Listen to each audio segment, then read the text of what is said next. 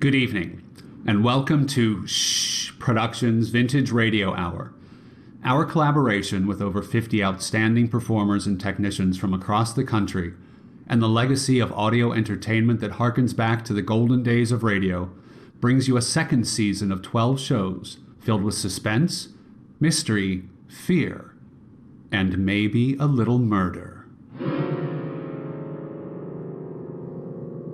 The upcoming show, Camera Obscura, written by Wyllis Cooper and originally airing in 1945, features Rick Clark and Christina Asero in a twisted tale that proves it's hard to keep a deadly secret.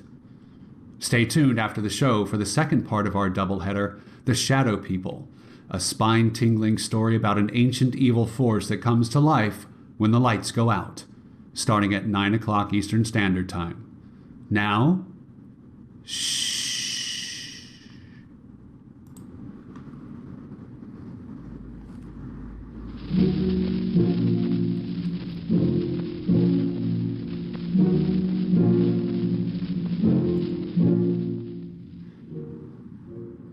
I don't suppose you ever killed anybody, did you? I didn't think you had. Funny though, you can't tell, you know. Murderers very seldom look like murderers, and there's lots more of them around than you have any idea. Yeah, I know a fella, little squinched up wizened gizmo. He's a carpenter, lives on Veranda Street down in L.A. Murdered his wife's brother in 1928, and nobody ever had the faintest idea. Well, except the wife's brother. And the guy's doing fine. Thinks he got away with it. Yeah, you'll find out. And I like that woman in Alameda that killed her husband with that stuff you can buy at any drugstore and never have a clerk raise an eyebrow at you. No, there's no such thing as getting away with murder, friend, believe me. Yeah, and for my money, walking up the 13 steps and standing on a trapdoor with 9 turns of a hangman's knot rubbing against your left ear, or sitting in a chair smelling burnt almonds with a lot of scared faces staring at you through a little window, or even the hot spot itself.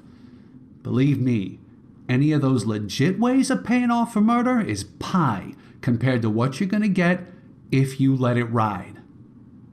You sure you never killed anybody, huh? Well, you better be. I know. Believe me, I know.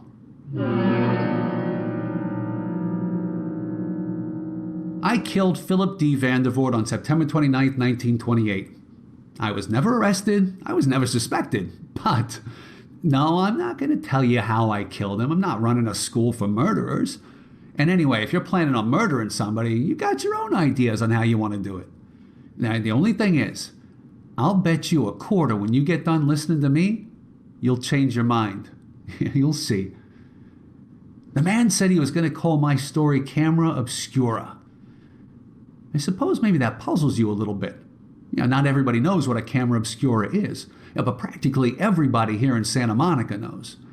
Biggest camera obscura in the world's right here, down at the foot of Santa Monica Boulevard, in the little park that runs along the top of Palisades.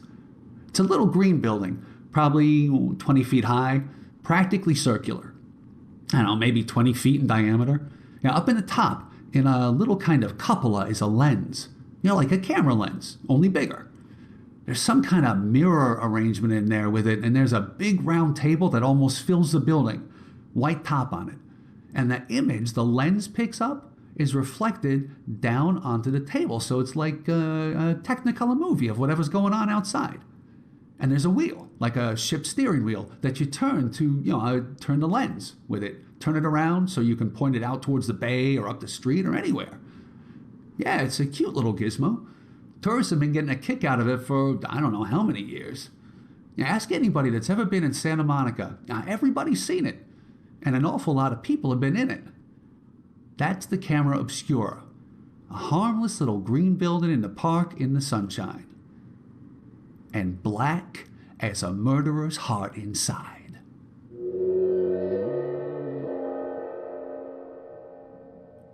And a miniature world lying flat on a table in there. Go see it sometime. You get a bang out of it too. Even if you don't, see what I saw.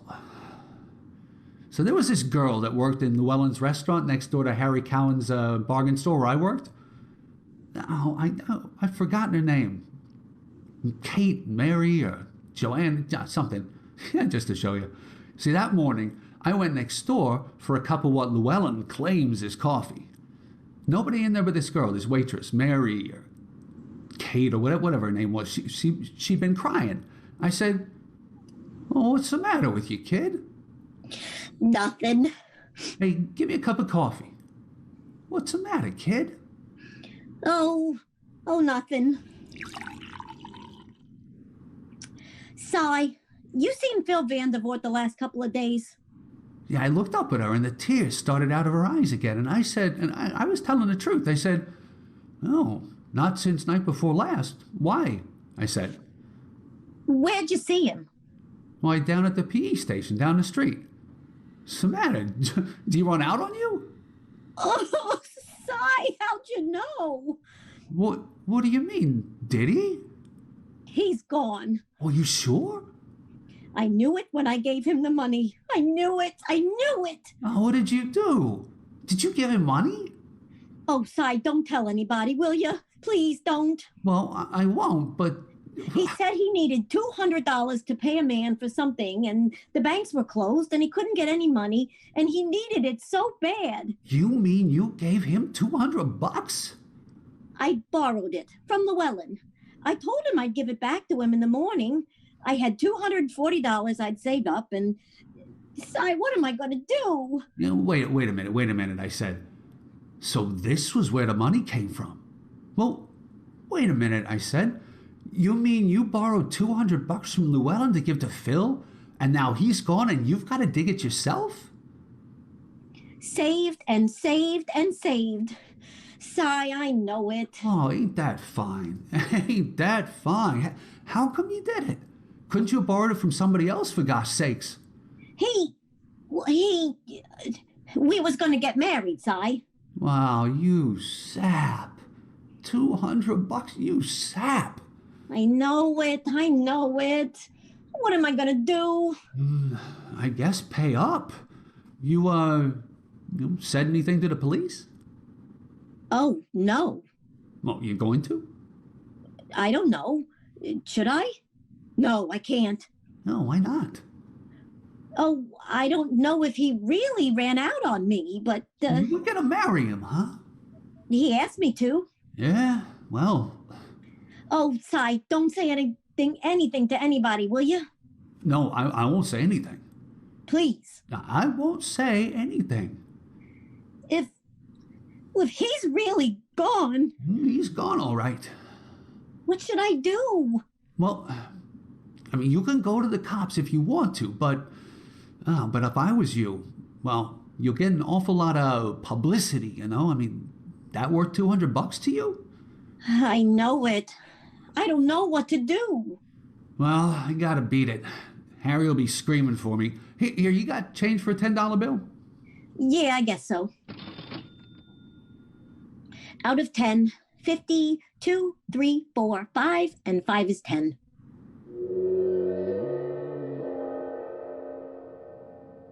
You see what I mean?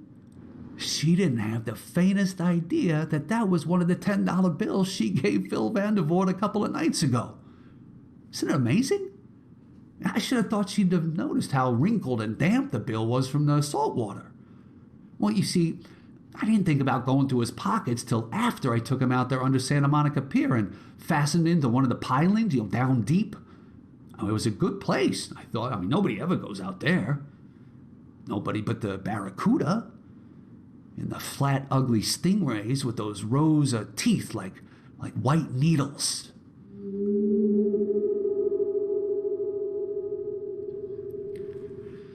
Kinda left the camera obscure sitting out there on the Palisades all by itself, didn't we? Yeah, we'll get back there. I'll say we will. It was funny about Phil Vandervoort. He was one of those fellas you see around town. You never get to know him, but you see him. And he's like a bus stop sign or one of the kids that sells the Outlook and the Express on the corner across the street from the California Bank. He's there and you never notice him. Never notice him when he disappears either. It's like that with California. Quite a lot. So, Philip D. Vandervoort sort of faded out. And practically the only people in Santa Monica that thought about him was me and the babe in Llewellyn's restaurant. And she didn't know I thought about him at all.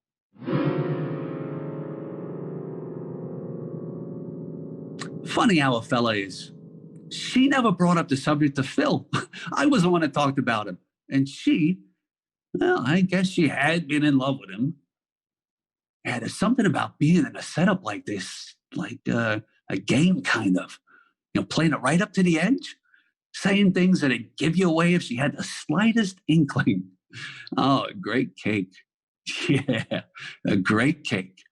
Oh, I remember one afternoon, I had Wednesday afternoons off, and that day I stopped in a restaurant and she was putting on a hat.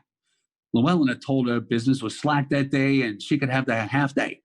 So instead of eating a piece of pie, I said, hey, come on, let's take a walk. So maybe we go down to the beach,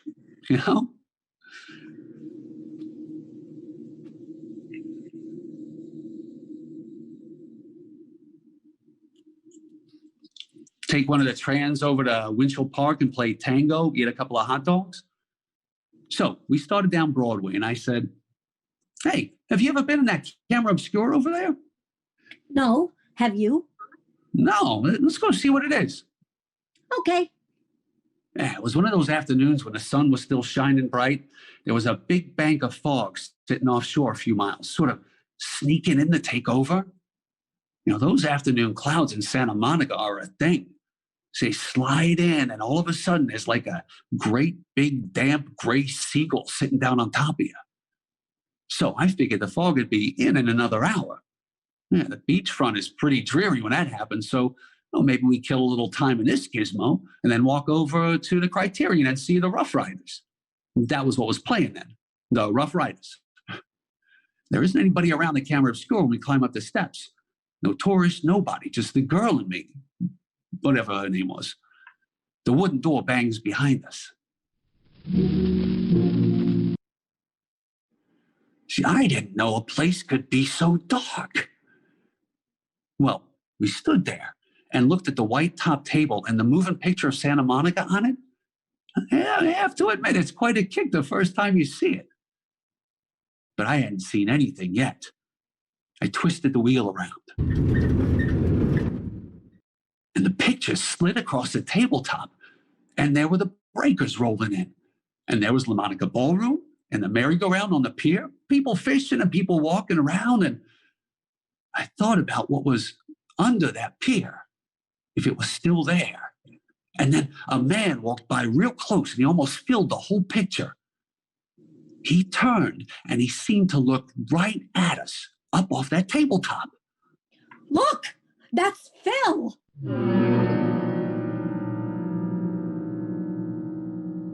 And there he was, staring right at me and kind of smiling. And right behind him in the picture was the pier I'd lashed him under. And he stood there. She fumbled at the door and threw it open. And the light flooded over the picture and he was gone. Yeah, so when I went outside, he was gone from there too. But we saw him, Si. We both saw him. I don't know. I couldn't tell her it was impossible for Phil Vandervoort to stand outside the camera obscura that afternoon, could I? I had to go along with her. I had to say, oh, sure, you'll see him again. Sure, you'll get your $200 back. Sure, he'll show up again. Every time I said it, I got that chilly, cold seaweed feeling between my shoulder blades. I should have had the sense then and gone up to Clarence Webb's office and turned myself in and said, Clarence, I murdered Phil Vandervoort and you'll find him tied to a pylon under the pier out there, just the other side of the dance hall. Should have done that. All he'd have done to me was send me up to Folsom, put a black cap on me. No, I had to do it the hard way. I had to get away with murder. I had the hunch and I didn't play it. I wish I had, that's all. Let's go over to the camera obscura again, Si. I didn't want to go to the camera obscura again. I didn't want to go there in the dark. I didn't want to see that picture. I didn't want to see Phil Vandervoort. Well, this afternoon, the fog was already coming in. You couldn't see the end of the pier. And as you looked toward the bay, that white wall kept easing in closer and closer. And I had the feeling that when it got to me, I disappeared too. Right in broad daylight, you get that feeling. It was warm in there in the camera obscura from sunshine that had been beaten down on it all that one morning. Look at the fog, Si. Look, Si. And the fog in the picture swirled aside a little. There was somebody coming toward us. I had the illusion that he was actually coming toward us right out of the picture. And then the fog blew away a little more from his face. It's Phil!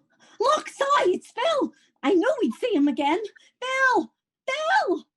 And she ran out of the place and the door slammed shut. I was all alone in there. She ran down the steps and I could see her in the picture. And Phil came walking steadily toward me. And then I could see her in the picture as she ran toward him outside there. And I could hear her calling outside. Phil! Phil! And then she ran toward him in the picture. And I could see them both just as plain as I see you.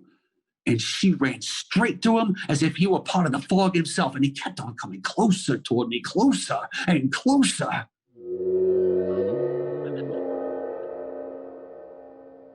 I don't know how I got out of there. I honestly don't know. I remember I couldn't find the door in the dark. And when I finally did get out, my hands were all full of splinters from pounding on the walls. And there was a gash over my eye where I fell down the stairs. And I have never been so scared in my life. No, I mean to say, I had never been so scared in my life. You see, something shook me as I opened the door. Something caught my ankle and threw me. No, it wasn't Phil Vandervoort's hand, as you're probably thinking. There's a long strand of white seaweed. The kind that gets all tangled around the pilings under the pier.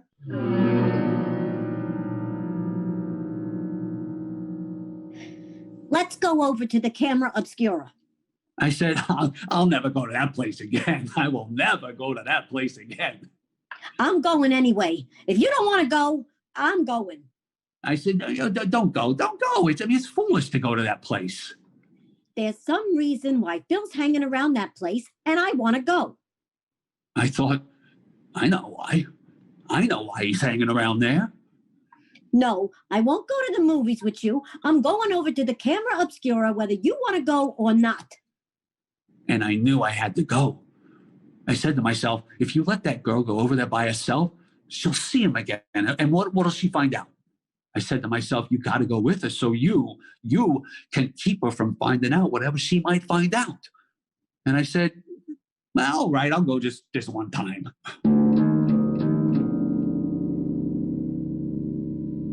There wasn't any fog this time. It was a beautiful, bright day.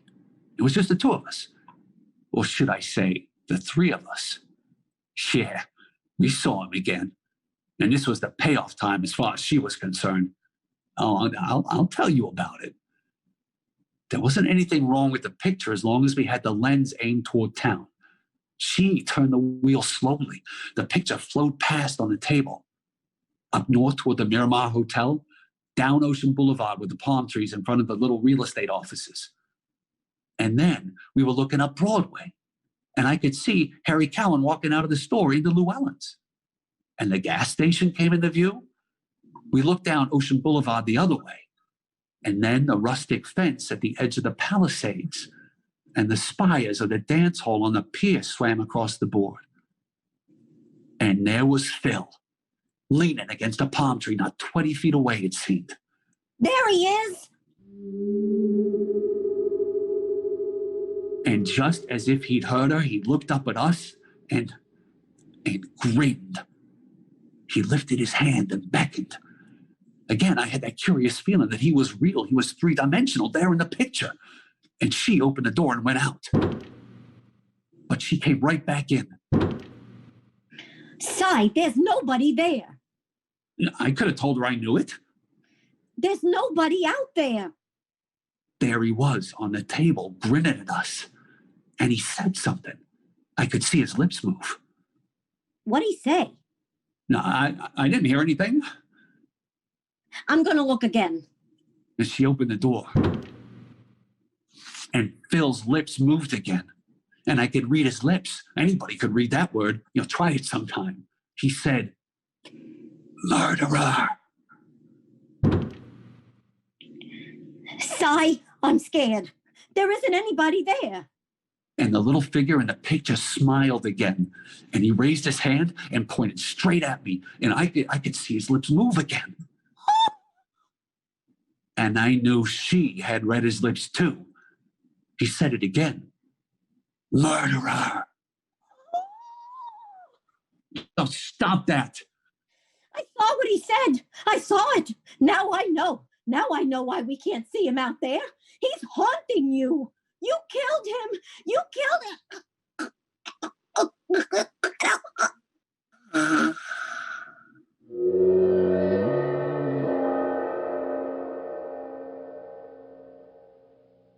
Well, what else could I do? Well, she knew. She'd tell. And I'd hang. So, again, I can't even remember her name. There's quite a bit of space under the table in there. And it's dark in there, I said. After a little while, I opened the door and looked out. Very casually, everything seemed to be normal. I saw Bobby Clark, the motor cop, go by on his bike. Harry Cowan was walking back into the store. Nobody was looking at me. I was about to start down the stairs when a sudden thought struck me.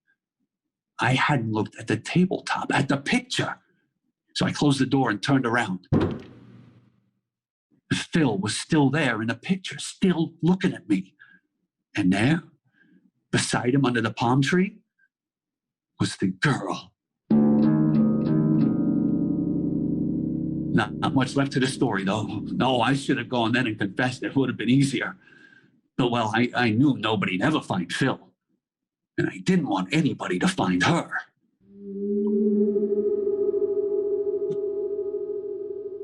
They locked the place up at night, but the door came open easy. I didn't bring any light. It was 3 o'clock in the morning, and the fog was hanging from the sky like a wet velvet curtain. You couldn't see a streetlight a block away. I went in. I fumbled around under the table where I'd left her. She wasn't there. I found paper matches, finally. She wasn't there. You think you know what terror is? Don't let me tell you. I stood up at last, and the night was so still I could hear the foghorn from way up toward Point Doom. Now, the fog, as I told you, was thick as well. I glanced at the table. There they were, the two of them. And there wasn't any fog in the picture. I couldn't mistake them. Phil and the girl. And together they raised their hands and they beckoned to me. I knew I couldn't move, but I opened the door. I went down the steps into the fog. There was just one tiny spark of hope in the back of my mind, just one tiny spark. I knew they wouldn't be there, but they were there. And they turned and started away. And I followed them through the fog down past the suburban station, down the hill to the pier, then across the boardwalk, down across that clinging, sticky, wet sand, and the fog running its fingers through my hair. And under the pier, with the wet, spongy piling making hell's own high forest around me, I smell of dead things cast up from the sea, and the waves reaching for me. They went on, and I followed. And the waves, they beat at my knees, and the undertow clutched at my waist. And I followed. And then I felt my breath being snatched away from me. It was a long horror of seaweed across my face, and darkness, and the taste of salt.